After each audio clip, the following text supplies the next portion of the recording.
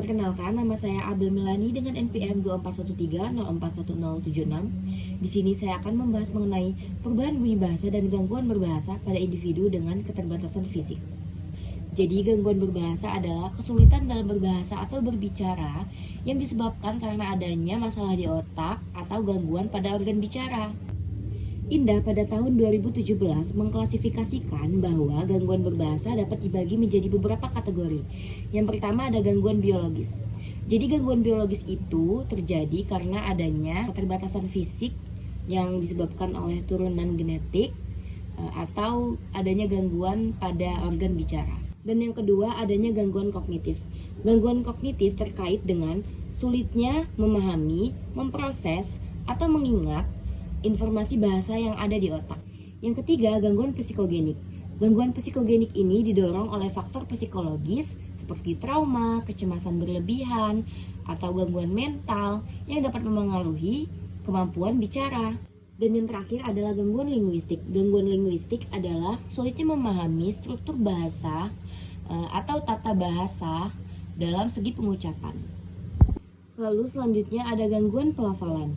Adalah gangguan yang penderitanya sulit untuk mengucapkan bunyi bahasa dengan jelas.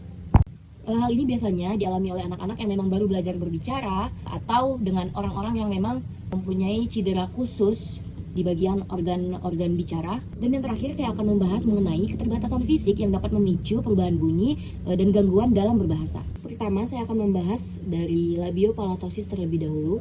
Jadi labiopalatosis adalah suatu keterbatasan fisik yang biasa kita sebut dengan sumbing, dan kondisi ini ditandai dengan adanya celah di bagian bibir, gusi, dan juga langit-langit mulut. Nah, penderita labiopalatosis ini memiliki dua jenis utama. Yang pertama sumbing pada bibir dan yang kedua sumbing pada langit-langit.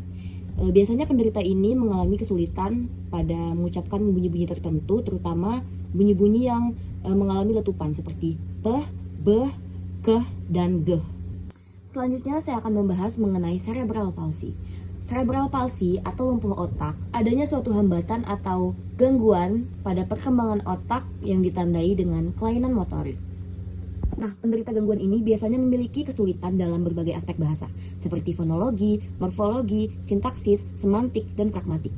Dan terakhir saya akan membahas Down syndrome atau yang biasa kita sebut dengan anak berkebutuhan khusus. Menurut Rondal, Down syndrome dapat menyebabkan keterlambatan perkembangan kemampuan ujaran.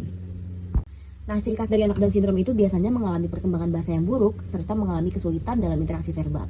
Lalu di antara inteligensi, interaksi, dan berbahasa itu berada di tingkat yang paling rendah.